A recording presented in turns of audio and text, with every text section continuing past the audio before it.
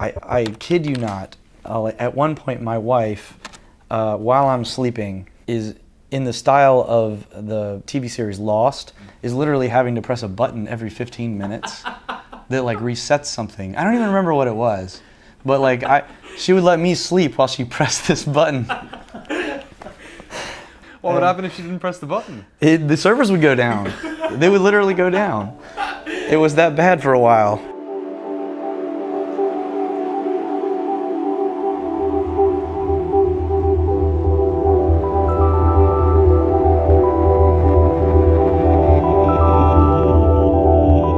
Hello, welcome back to Noclip's look at the story of Rocket League. When we left in part 1, Psyonix were about to try the whole car soccer thing all over again. Except now, with years of experience doing contract work on various AAA games, the team was determined that things were going to be different.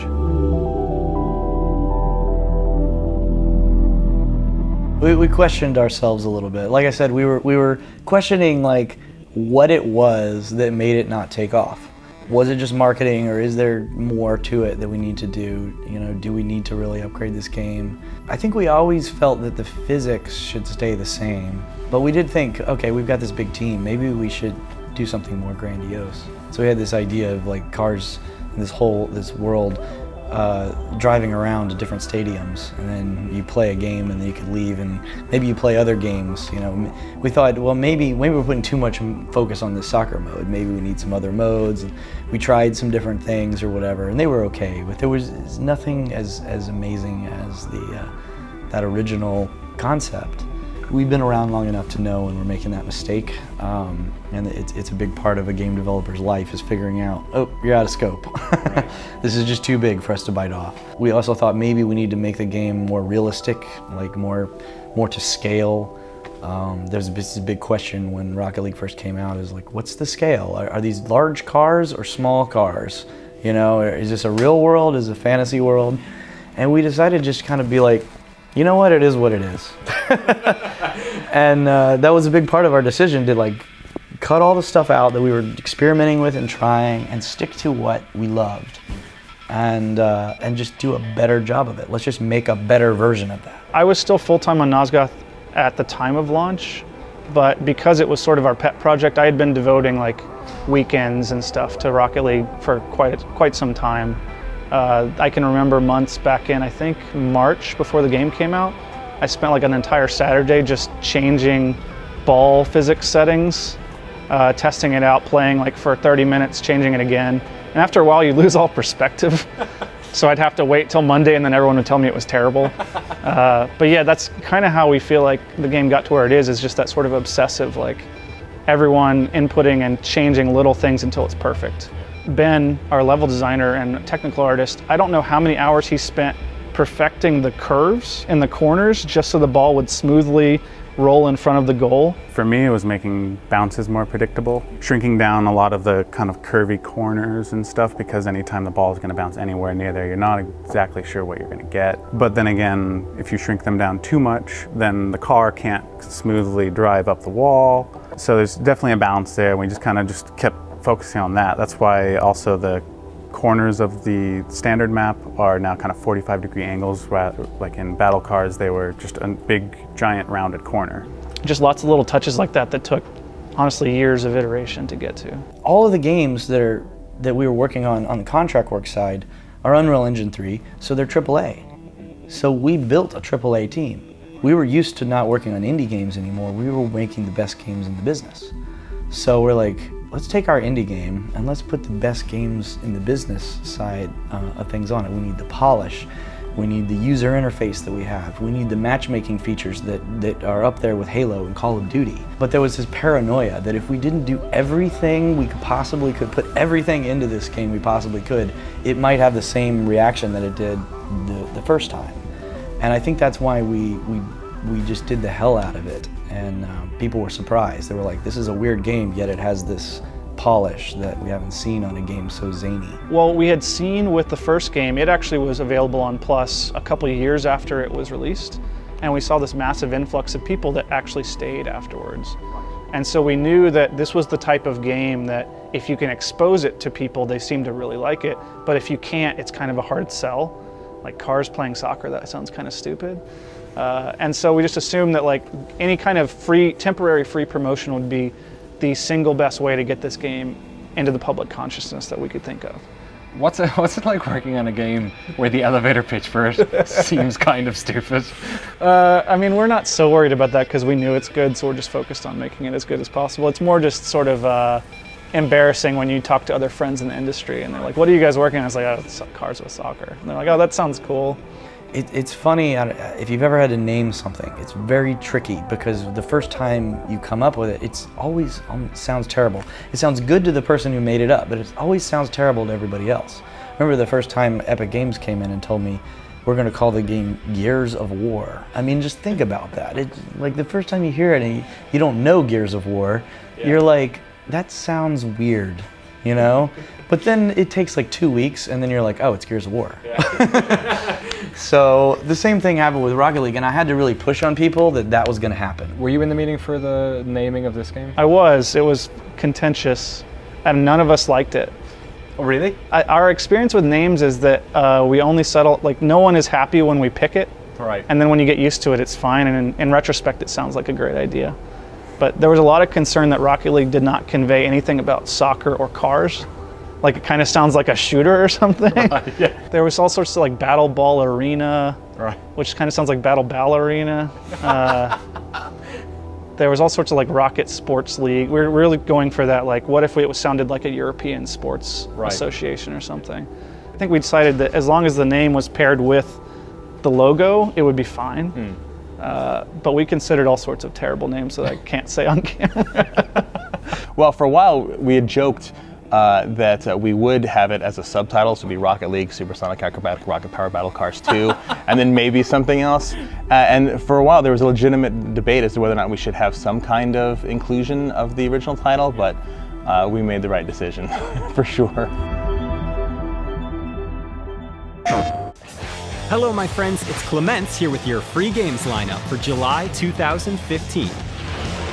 Let's begin at the top with 4 games that you can play on PS4. Now what could possibly follow up that game with a long name, Supersonic Acrobatic Rocket-Powered Battle Cars? I'll tell you, Rocket League. Yes, the high-flying stunts and frenzied multiplayer of this car-crazy soccer game have returned to PlayStation. With a mix of online and offline multiplayer, insane trick shots, and more, Rocket League's got it going on. Obviously, you know, trying to get more people into the servers was a thing for you guys with the first game.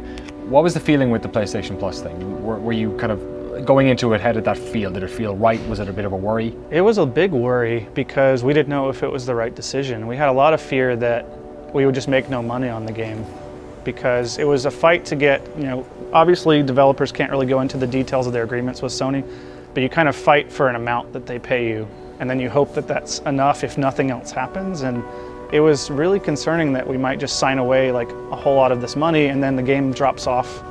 Even within the first month, it was like, yeah, it blew up on PS Plus. But what if it's like 5 million people download it and then no one buys it ever again and we've made nothing and we have to pay for servers for 5 million people? Yeah, the reason we went PlayStation Plus was strictly a budget issue. And well, I shouldn't say strictly, but it was a large factor. It was, number one, is we didn't have any money to spend. Our budget for marketing and PR was practically nothing. And so our big challenge was, how do we get this out to other people? And so our strategy was, if we don't have the money to market this game, why don't we let Sony market it for us? Because they put in millions of dollars a year in marketing their PlayStation Plus games, and they do it month after month, regardless of what the game is. And it was a difficult decision, though. It wasn't like, this is absolutely 100% what we want to do. It took a lot of discussions, and I still remember all the meetings we had, multiple, all the way up to almost before the game was announced for PlayStation Plus. We were on the fence. We were doing a beta, and we give it to streamers, and suddenly there's this buzz about the game that we hadn't seen for the original game. We're like, wow, this is already looking like it's going to be big. So we're like, do we want to give the game away for free for a month? We had an inkling that it would be popular because of the PlayStation beta, but it was still sort of abstract. It was, oh, people are liking this, but will they like it past the first couple weeks? Like, will it have staying power? Prior to launch, there was a lot of anticipation because we've launched games before with Supersonic and Arc Squadron, And so we've gotten used to being let down. And so we learned not to get our hopes up. But the beta was looking pretty good. And so we did let our hopes get up a little bit. Like maybe this game will pay for itself and we'll be able to live the dream of having games pay for themselves and we can just keep making more games. All the work was done, the game played great, the servers were ready, the PlayStation deal was signed. It was launch day. The team held their breath. And then everything was on fire. Everything was on fire. Everything was on fire. We thought maybe 40,000 people at once, maybe 50 if it was awesome, and we got 150,000 people playing at once. I would like to say that we popped champagne and had a week of just basking in the glow of people, but it was really like the servers were so messed up that it was the guys that fixed that sort of scrambling to do anything and everyone else like sitting quietly like, hey, can I do anything? Can I go get them food? And it was a lot of sort of being on Reddit and Twitter, like massaging the reaction to, oh, the servers are down again. Like you have to write things at a certain scale. You have to build things. You can't just make it infinitely scalable. You can scale within, 50,000 to 150,000 or 150,000 to 1,000,000, but you can't make something that is scaled to either 0 or infinity, and we realized we aimed for this and we need to aim for this over here. We had a real fear the first 3 weeks or so when we were going down almost every day that we had a hit that was going to peter out because people would just leave because it didn't work. We were just terrified of basically blowing our shot. Fortunately, I think we survived. I think most companies do survive that. You usually survive the popularity. But I'm impressed with what the guys, I don't take any credit for this, but I'm very impressed with what our online tech team was able to do to basically rewrite the entire scalable backend in about 2 weeks and get everything up and running. what was it like seeing the sort of the PC sales ripping up Steam? I was so happy. So I was one of the people that had to fight for the PC version. We originally were targeting PS3 and PS4 crossplay. So it was going to come out on both, they'd be able to play with each other. And we knew at the time when we were planning that, PS3 was still this massive user base. So it's like, if we can hit that, we don't have to downgrade the graphics that much and we get this huge user base. But it became apparent near our launch date that we wouldn't be able to get it ready in time. And I was a strong proponent, along with a couple of the other guys, with Steam, because I love playing on Steam. All my friends play games on Steam. And we weren't sure what the controller barrier would do, but we knew that if we had the crossplay stuff in place, there would at least be a player base, whereas, on its own, PC might have suffocated under, not enough people to matchmake against. But we just had a hunch that it would be good, and it saved our ass, honestly, because it paid for everything right away. We were getting sales from Steam and they were killing it. I mean, we were just top of the charts. And just looking at all those PlayStation players going, thinking like, it's doing too well on PlayStation. It broke all their records. And then we're like, okay, there's gonna be nobody left on PlayStation. We're literally doing the math of like, how many people have a PlayStation and how many have this game already? Because there's nobody else left to buy it anymore. Sony had always told us, like, no, that can't happen. It's never going to be that way. But we're looking at numbers like, I think we've really hit a significant portion of the PlayStation audience. I would love to know the numbers of how many people got this on PlayStation Plus. Something tells me that's not something you guys, Sony will probably let you talk about. Yeah, we'd love to actually share every number we have. We're a pretty open company and in terms of what we've done, but there are certain contractual obligations that we have where there are certain numbers we can't disclose. And one of those is the number of PlayStation Plus users that we have. However, we have been very vocal about how many players we have. So, and I've let you know how many copies we've sold. So maybe some math you can. How many players do you have? We have now almost 22 million players. So it's done very well, and that counts individual players and split screen. It doesn't differentiate between owners necessarily. It's just how many people have played Rocket League. It kept doing well. It kept doing better and better and better as we go on. And now that I look back, it's very easy for me to say that absolutely was the best decision. We make more now than we did at launch, every month. So absolutely, it was. I think you can almost objectively say that it was a good idea at this point. Rocket League was a success, a massive success. In fact, for a team who would cut their teeth doing contract work for other studios, it was a success they weren't really used to. Rocket League made back its development costs incredibly quickly, and suddenly Dave and the team were looking at a future in which they wouldn't have to do contract work anymore.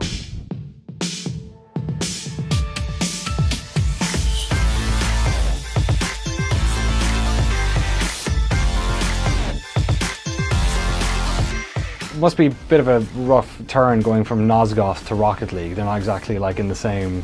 Oh, no. Audio. That was fantastic. That's definitely very welcome, because before Nosgoth was Hunted the Demon's Forge, so I had spent like a solid 6 years in a medieval gory type setting. So cars and boosts and like mechanical sounds was a welcome change. Hollywood Principal is a collaboration of me, Elliot Senkin, and Kayla Hope. They are both like very talented musicians I met in San Diego.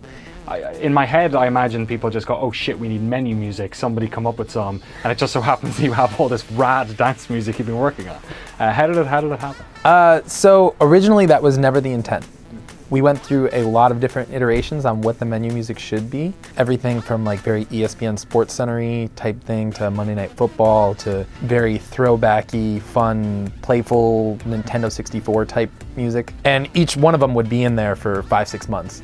And eventually someone in the office would be like, I don't know, I'm not really feeling that. That like gets pretty old. And it really came down to a point where I just took a whole bunch of music, like my music, some of the other people in the office, like they have bands and stuff, and just threw it all on the main menu and just let it sit and just see what people said after a while. The stuff that stuck was just all of my personal music.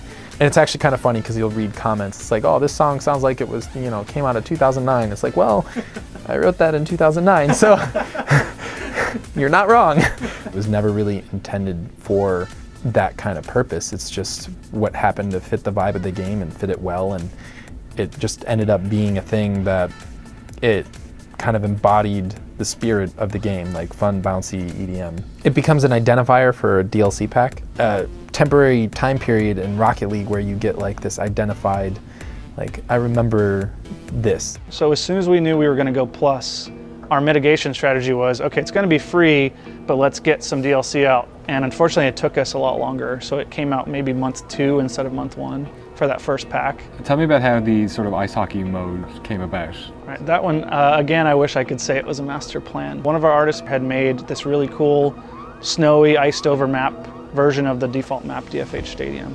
And we were going to release it as a holiday thing, because that's what you do, right? Like, you're a big game, you have a holiday event. And we were joking one at, like, we have these things on Fridays called Beer Friday where we like hang out after work and drink and talk. And we were like, that'd be cool if there was like a puck. And I think we threw that in like 2 hours and then play tested it on Monday and shipped it out. Like, it was very lightly designed. It was very much like, oh, a puck wouldn't bounce very much and it would kind of stick. And it was fun enough. They were like, oh, let's throw it in, see what people think of it. We had no inkling that there would be this weirdly devoted subset of players that only play Snow Day. Is there really? Yeah, so we actually, our plan was to take it away, to have it be much like a Brawl in other games or something, like a seasonal mode that would come and go every winter. And we took it out in February and there was this like revolt on Reddit. So we're like, well, it doesn't cost us anything to leave it in. So it's a very hardcore couple thousand people. That's all they do. Are they like all Canadian? I don't know, we haven't done a survey. I suspect there's a overrepresentation of Canadians probably. We knew that we really liked doing aerial stuff, and we had thrown some hoops in a map, and we were like, it'd be cool if there was a mode where you're literally like dunking the ball downwards as a different kind of, I think they had tried at one point a version where it was actually just in the floor, like holes in the floor that you could score through, and that was just too easy. So basketball took a long time, and I would say we probably didn't hit the mark entirely. We're starting to hit the end of, like, we had kind of a list when the game came out of like, it'd be cool, like we always wanted to do a Neo Tokyo map. Like, we thought a lot of the guys love Akira, it's such a cool visual style, so it's like, it'd be awesome if one day we got to release a map that had this sort of anime, 80s, cyberpunk visual style. What's it like having a level in the game named after yourself? It was weird, especially when you're watching the streams and you hear them say your name. That's a little bit weird. My dad loves it. Whenever he watches the streams, or like when we were at RLCS, for instance, he was like, "Why aren't they saying the name of the maps?" Wait, they said the name of the map this time. I heard them say it this time. So that was pretty funny. I think he enjoys it more than I do. It's incredible that all the people we talked to today, Rocket League's a game that was a decade in the making in many ways, from days back in Epic in North Carolina to Battle Cars to eventually having it launch and be so successful. But in a really strange way, the music in the game is also your legacy going back. It's definitely fascinating because I never intended for the Mike Ault music to take off like that. It was like just a personal endeavor. So it's definitely been a weird twist on the whole Rocket League venture. You when you go to Rocket League? No, by comparison to the people in the office, no.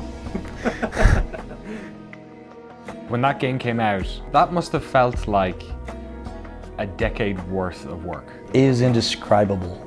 It was indescribable. I don't know. I'd probably have to like win the Super Bowl or something to feel like that again, because if you can imagine for 10 years trying to explain to people that your car game with soccer is the best experience that they're missing, and trying to explain that whole like it's like playing a real sport and all of these things, they don't make any sense until you played it. They don't make any sense. It's just, you cannot just convince people. They have to play it. And because they hadn't, nobody, would believe me.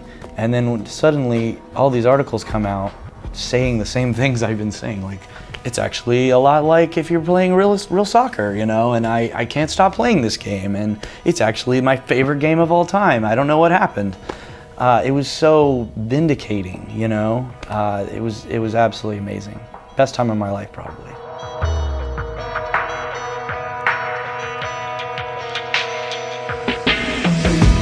And that was Noclip's two-part series on the story of Rocket League. Thank you so much for watching. This series, like all of the work we do here on Noclip, was funded by gamers who want to watch documentaries about their favorite games. And so I just want to take a moment to thank everybody for helping to get Noclip off the ground. If you'd like to become a patron yourself, then please by all means head over to patreon.com/Danny O'Dwyer. You'd also get access to a bunch of extra goodies. If you just want to watch the documentaries though, please subscribe to this channel.